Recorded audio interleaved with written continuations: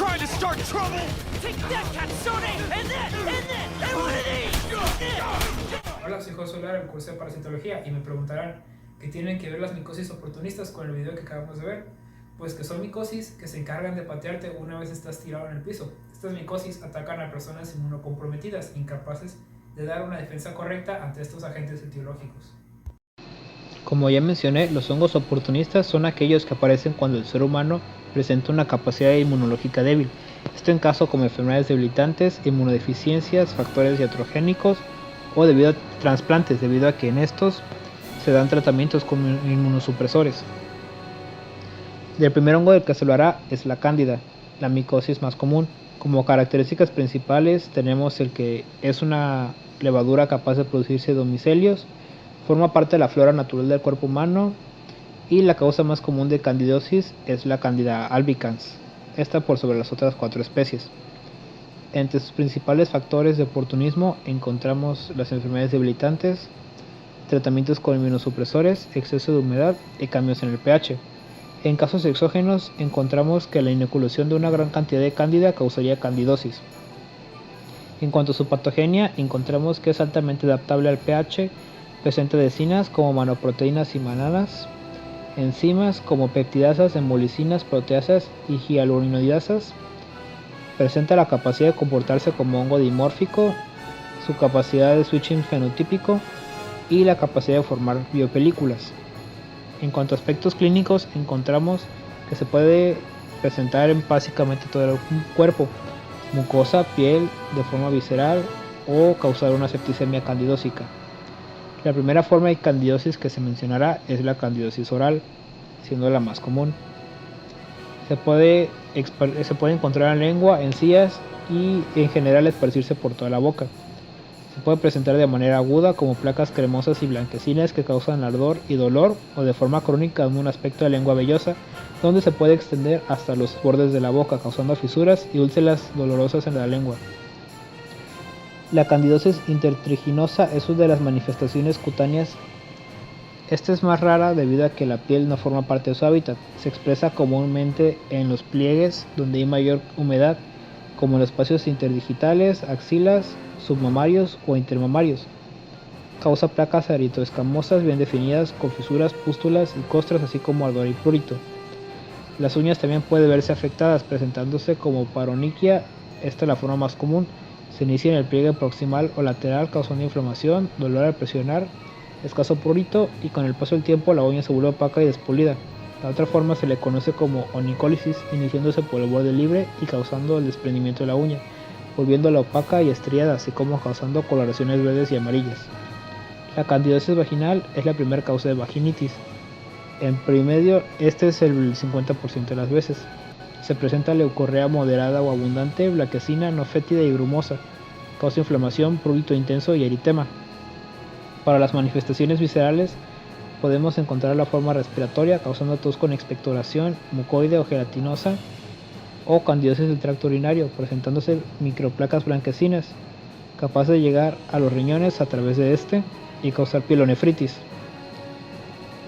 Para el diagnóstico se hace mediante cultivos de cualquier origen, sangre, escamas o exudados, entre otros, y se procede a un estudio microscópico con tinciones como Gram, Giemsa o Wright, en búsqueda de cúmulos de blastoconidios o pseudohifas. Para el tratamiento es enfocado a la extensión de candidosis. En caso de que sea tópico, muchas veces es correctivo, como en el caso de la candidosis vaginal, que solo requiere una corrección de pH, o el uso principal de nistatina como ungüentos, cremas, óvulos o en forma de aerosoles para la candidosis bronquial. Para los tratamientos sistémicos encontramos los azólicos, medicamento de preferencia en candidosis muy extensas y rebeldes, y en caso de resistencia a este medicamento se utiliza anforensina B. La siguiente micosis será la criptococosis, una enfermedad presente en forma mundial y causada por levaduras de las especies Cryptococcus neoformans y Cryptococcus gattii, siendo la primera el hongo oportunista. Su método de transmisión es a través de esporas, las cuales serán inhaladas y provendrán del guano de aves como palomas, pichones o gallinas, y encontramos que afectan principalmente a personas con enfermedades debilitantes como lupus o diabetes. Estas dos especies se encuentran en distintos lugares, C. formans se localiza en todo el mundo con preferencia por lugares templados, mientras C. gatti en zonas tropicales y subtropicales. Entre sus factores de patogenia vemos su capacidad de switching, enzimas como la casa, fosfolipasas y superóxido dismutasa, su estabilidad térmica y la presencia de una cápsula capaz de inhibir la fagocitosis de leucocitos. Para sus formas clínicas encontramos 4 distintas, empezando por la criptococosis pulmonar, que es a partir de donde se diseminará este hongo al resto del cuerpo. Cursa comúnmente de manera asintomática o subclínica y la intensidad dependerá del estado inmune del paciente. En casos leves se presenta con tos, fiebre, dolor discreto y en casos graves con fiebre constante, pérdida de peso, astenia, adinamia y tos con esputo mucoide. La criptococosis del sistema nervioso central ocurre después de la forma pulmonar, atravesando la barrera hematoencefálica con ayuda de la ureasa o utilizando los monocitos como una especie de caballo de Troya. La meningitis es la forma más común, iniciando con cefalea intensa o frontal, dolor retroocular, fiebre constante y signos de Kernig y Brudzinski. También se puede presentar vómito, vértigo, delirios, alucinaciones, irritabilidad, cambios de personalidad, convulsiones jacksonianas y pérdida temporal de memoria. En caso de presente como meningoencefalitis, tendremos la presencia de todos los síntomas y signos de este padecimiento y cayendo de inmediato en coma, falleciendo en unos pocos días. La criptococosis cutánea es una entidad clínica que se origina a partir de cualquiera de los 2 padecimientos anteriores. Se presenta con heridas en la cara, cuello o brazos y piernas. Tiene una forma papular o acneiformes. En estas heridas encontramos poco prurito y dolor, aunque en ocasiones y en dependencia del estado inmune del paciente se puede presentar gran dolor. Otra entidad clínica más o menos frecuente es la afectación ósea, teniendo una atracción por huesos largos, craneales, vértebras y articulaciones. Genera periostitis, osteofibrosis y zonas de osteólisis. Para su diagnóstico encontramos que las radiografías y tomografías son útiles en los casos pulmonares y meningios. En cuanto a la toma de muestras, se puede hacer desde esputo, LCR, exudados o biopsias, y siendo de forma más útil el examen directo con tinta china, esto para resaltar la cápsula del hongo. Para el tratamiento común es en base a anforesina B y se puede utilizar un tratamiento combinado con fármacos como el fluconazol, capaz de atravesar la barrera hematoencefálica. Nuestro siguiente hongo oportunista será el causante de geotricosis. Esta es una enfermedad causada por hongos levaduriformes de la especie Geotrichum candidum y Geotrichum capitatum. La especie Candidum se puede encontrar en el ambiente o formando parte de la flora de las mucosas y se puede mencionar que también es utilizado en maduración de quesos. Presenta otras habilidades de los hongos oportunistas como la de adaptarse al pH, aparte de que es capaz de generar biopelículas. Ambos se pueden manifestar en pacientes inmunosuprimidos, pero con la diferencia de que la especie Capitatum cursa con peor pronóstico. Tanto G. capitatum como G. candidum pueden presentar 8 tipos distintos clínicos de geotricosis. El primero y más común es la forma pulmonar. Esta es parecida a una tuberculosis. Se presenta fiebre, taquicardia, mucha tos con expectoraciones mucopurulentas y hemoptisis franca. Es comúnmente fatal y es muy fácilmente confundible con otras enfermedades. La siguiente manifestación clínica es la geotricosis bronquial. Cursa con un parecido a una bronquitis candidósica o bacteriana. Se encuentra tos, expectoraciones mucoides y es raro que haya fiebre. A partir de aquí, todas las enfermedades mencionadas tendrán mucho parecido con la cándida. Tenemos la forma intestinal, que se presenta de un modo similar a una enterocolitis, con discreto dolor abdominal y abundante diarrea, similar a la causada por la cándida o una enterocolitis amebiana. La geotricosis oral es muy similar también a la candidósica, generando placas blanquecinas con fondo eritematoso en la lengua y se puede esparcir por toda la boca. Estas placas generan ardor. Se presenta geotricosis cutánea, que se presenta en la forma superficial o profunda. De forma superficial solo invade la capa córnea y genera placas eritoescamosas, húmedas y muy pruriginosas en zonas de pliegues como los pliegues interdigitales, mientras que la profunda genera lesiones nodulares con aspecto a tumor y puede causar osteólisis. Puede generar geotricosis óptica con zonas eritematosas y micropústulas y placas blanquecinas, y fungisemias que cursan con mal pronóstico y pueden infectar al corazón. Para su diagnóstico, tanto las tomas de muestra de fluido cubiertas con hidróxido de potasio, biopsias con tinción de Paz y Grocott son útiles para su diagnóstico, mientras que los rayos X y tomografías son útiles para detectar anormalidades en los pulmones y dar inicio a una investigación. Y para su tratamiento se presenta de distintas formas. En casos bronquiales y pulmonares se utiliza yoduro de potasio en aerosol, mientras que para los casos intestinales y cutáneos se utiliza violeta veneciana, en forma de cápsulas y en crema o gel respectivamente. Neumocistosis será la próxima enfermedad de la que hablaremos. Esta es una enfermedad causada por el microorganismo fúngico atípico Pneumocystis jirovecii y causa una neumonía crónica o aguda. Dicho microorganismo habita en el ambiente, ya sea el aire, agua o lugares hospitalarios diversos. De forma pulmonar se presenta con síntomas no específicos de pulmonía como fiebre, tos no productiva, disnea con dolor y puede llegar a ocurrir un fallo respiratorio causando la necesidad de ventilación mecánica. También se presenta capacidad de infecciones extrapulmonares, pero son más raras. Se puede presentar neumocistitis ótica como pólipos en el oído externo, hay dolor, hipoacusia o torrea y puede llegar a romperse el tímpano, como infecciones oftálmicas con coroiditis, placas blanco-amarillentas en la parte posterior de la retina, disminución de la capacidad visual y fosfenos, o como infección a otros órganos. Esto se genera a partir de la infección pulmonar y causa nódulos arenosos firmes o necróticos. Esto en órganos como el tracto gastrointestinal, corazón, cerebro, glándula tiroidea y otros. Para el diagnóstico se utiliza un lavado bronquialveolar, esto debido a la falta de expectoraciones, y la tinción se hace con gomomol y metenamina de plata, que es la más efectiva, pero presenta el problema de ser cara. Para su tratamiento, el uso de sulfamethoxazol trimethoprim en conjunto con dapsona son las mejores formas de tratamiento, mientras que por sí misma el sulfamethoxazol trimethoprim es gran profiláctico. Como sustituto se da el uso de pentadiminas. Ahora pasaremos a hablar de la enfermedad de aspergilosis. Esta es una enfermedad cosmopolita que ataca principalmente a personas con cáncer hematológico, y el principal causante de aspergilosis es Aspergillus fumigatus, pero también se encuentran otras especies de este mismo género. Habitan en el ambiente como parte del aire, suelo, materia orgánica y en especial alimentos con muchos carbohidratos como el pan. También es parte de la flora de algunas partes del cuerpo. Para los aspectos clínicos se presenta de distintas maneras. La primera forma es pulmonar con 3 distintas formas. Está la aspergilosis alérgica, que es una reacción de hipersensibilidad o alergia a los conidios de Aspergillus.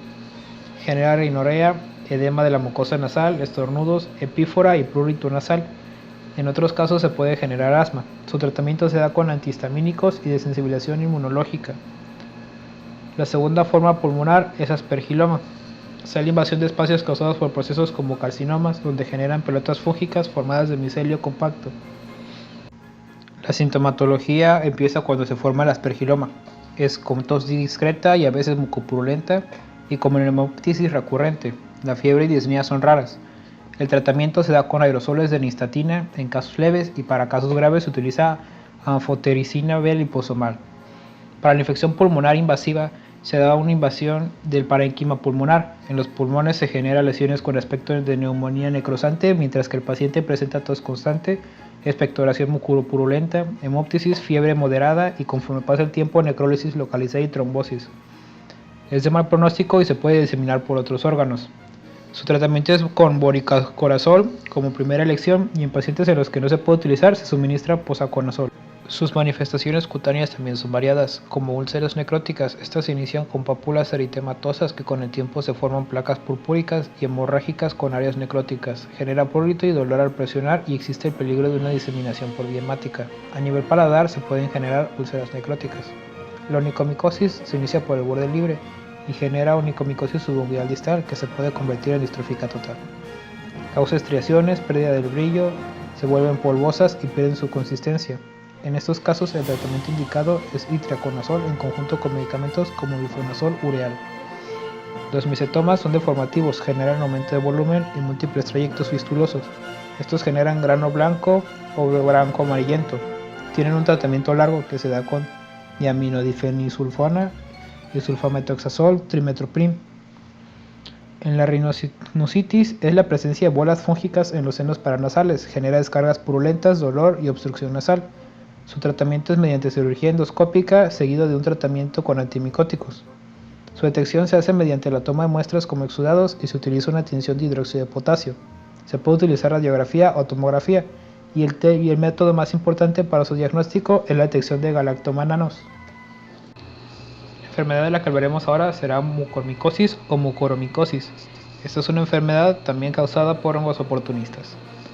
Esta es causada por hongos del orden Mucorales y es principalmente causada por Rhizopus. Estos hongos se encuentran en suelos, en vegetales, materia orgánica en descomposición y presentan 6 categorías clínicas distintas. La primera es mucormicosis rinocerebral o rinoórbito-cerebral y se manifiesta en 3 estadios.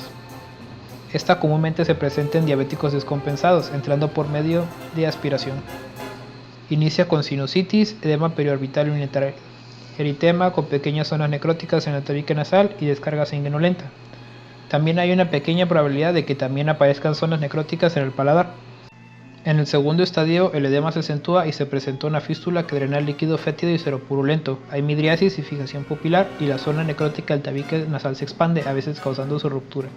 En los pacientes indican cefalea, dolor en senos paranasales y afectaciones mentales como letargo.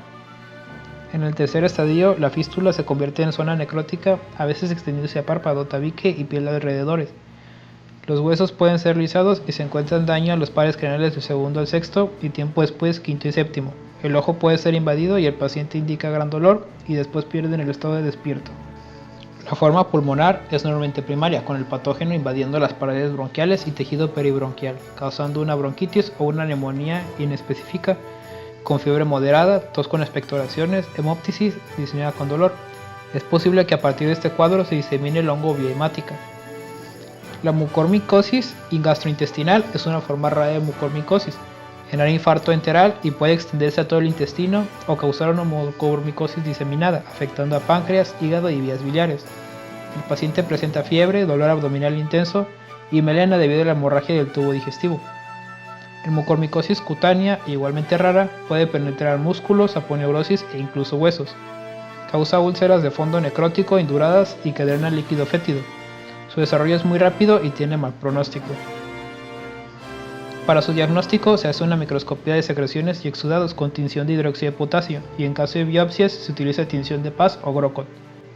Su tratamiento es a base de anfotericina B o anfotericina B liposomal en conjunto con azólicos como flucosanol y para los casos cutáneos se utiliza limpieza cutánea. Ahora con la pseudomicosis, que es una enfermedad que engloba una gran cantidad distinta de hongos. Los hongos causantes de dicha enfermedad son hongos negros oportunistas de mitiáceos o pseudomicetos. Esta es una enfermedad presente en todos lados y los agentes etiológicos pueden entrar por medios de traumatismo o por vía respiratoria.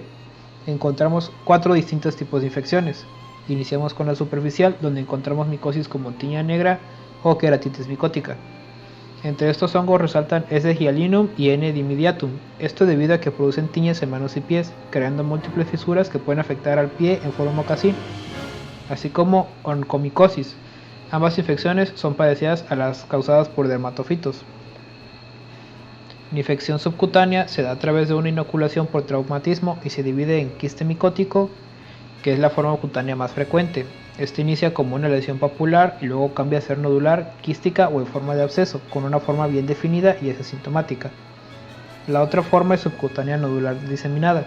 Es menos frecuente y más común en pacientes inmunocomprometidos. Inicia con lesiones papuloides que crecen hasta formar nódulos verrugosos. Presentan poco prurito y en raras veces dolor al presionar. Las pseudomicosis cerebrales y diseminadas se inician a partir de una inoculación al inhalar los conidios. Una vez en el cerebro, crean abscesos que causan cefaleas, astenia, adinamia y otras afecciones mentales como confusión, y pueden llegar a causar un coma, paro respiratorio y muerte.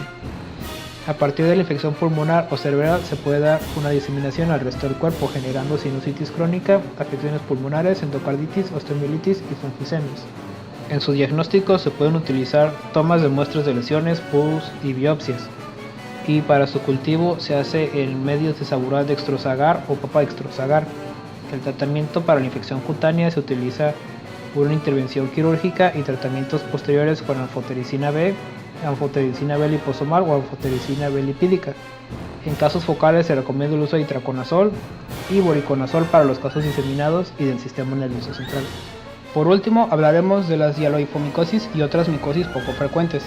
Contrarios a las pseudomicosis, estas micosis son por hongos tabicados y hialinos como las especies Fusarium, Penicillium o Pseudosporium, iniciando con peniciliosis causada por Penicillium barnefei. Se presenta principalmente en el sudeste asiático y es transmitida por la rata del bambú y sus heces. Se cree que la inoculación se puede dar por traumatismos vía respiratoria o en menor medida vía oral. Sus manifestaciones clínicas son muy variadas, pero comúnmente se presenta con cefalea, fiebre intermitente, malestar y pérdida de peso. Pueden aparecer otras afecciones como leucopenia, linfadenopatías, diarrea, hepatosplenomegalia o alteraciones pulmonares. Las manifestaciones cutáneas aparecen como pápulas, pústulas y nódulos, y en personas VIH negativo se generan abscesos y úlceras, mientras que en personas VIH positivo encontramos que aparecen en paladar, boca, laringe y genitales. Se puede diseminar a otros órganos afectando corazón, cerebro, médula espinal o tracto gastrointestinal. Las tomas de muestras se hacen de tejido o material recolectado como esputo y sangre. Las tinciones de Giemsa y Paz son muy útiles y las pruebas inmunológicas se hacen con Western blot e inmunofluorescencia directa o indirecta. Su tratamiento es a base de cualquier forma de anfotericina B y en casos graves se suministra en conjunto con nitreconazol. Adiaspiromicosis será nuestra segunda hialoifomicosis. Esta es causada por el género Hemoncia y principalmente por las especies Crescens parva y Pasteurinia. Esta enfermedad es cosmopolita y se encuentra en roedores, suelo y agua. Causa un cuadro pulmonar crónico asociado con procesos como cáncer o tuberculosis. Se presenta pérdida de peso, fiebre, disnea y tos seca. Al manifestarse de forma conjuntival, causa conjuntivitis, nódulos sobre la conjuntiva o esclerótica y causa fotofobia, dolor ocular y visión borrosa. Las hialoifomicosis por Fusarium se dan principalmente por las especies Solani, Oxysporum y Verticiloides. Está presente en suelos y como fitopatógenos. Son causantes de úlceras corneales, otomixosis, onicomicosis y mesotomas oomicéticos. Sus cuadros cutáneos pueden comúnmente causar lesiones necróticas. También puede causar artritis, osteomielitis y peritonitis. La última hialoifomicosis será la causada por Pseudotscherichia bovidii. Se considera un patógeno primario que se encuentra naturalmente en la naturaleza, como en tierra, lodo o detritus. Entra por traumatismos o inhalación y causa micetoma hemocético de granos blancos, así como infecciones pulmonares como fungemias o de forma invasiva. Otras enfermedades que causa son invasión del tabique, sinusitis, meningitis, artritis o endocarditis. Ahora, como infecciones menos frecuentes tenemos las dadas por levaduras como tricosporonosis, causada por especies Cutaneum y ovoides. Estas son las causantes de piedra blanca. O Asahi y mucoides, causantes de infecciones profundas y sistémicas, causando cuadros pulmonares, encefalitis, afecciones renales y fungemias. La última infección de la que hablaré será rhodoturulosis, causada principalmente por Rhodoturula mucilaginosa, que comúnmente forma la parte de la flora de la piel y las mucosas. Principalmente causa fungisemias, pero también puede causar cuadros respiratorios de vías urinarias, meningitis, peritonitis o endocarditis.